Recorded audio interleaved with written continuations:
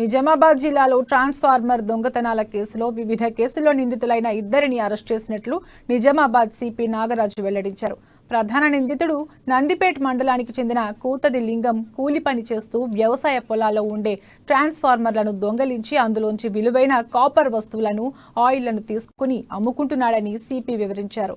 ట్రాన్స్ఫార్మర్లను తరచుగా దొంగలు చోరీలకు పాల్పడుతున్నారని పలు ఫిర్యాదులు అందడంతో డీసీపీ అరవింద్ బాబు నేతృత్వంలో ప్రత్యేక టీం ఏర్పాటు చేసి కేసును ఛేదించామన్నారు సిపి నాగరాజు చెప్పారు.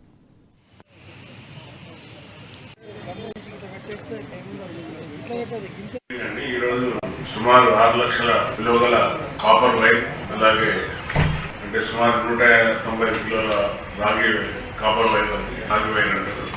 తర్వాత మంగళసూత్రాలు 2 చిన్నవి, టెంపుల్ ఒక నియర్లీ తులం ఉంటుంది.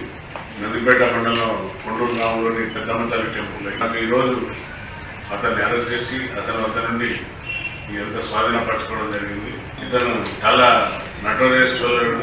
ఈ కుతిడి లింగం ఎలియాస్ ఎరకల లింగం, వయసు 29 సంవత్సరాలు, ఎరకల మేస్త్రి పని, నందిపేట గ్రామం. అతని బామ్మర్ది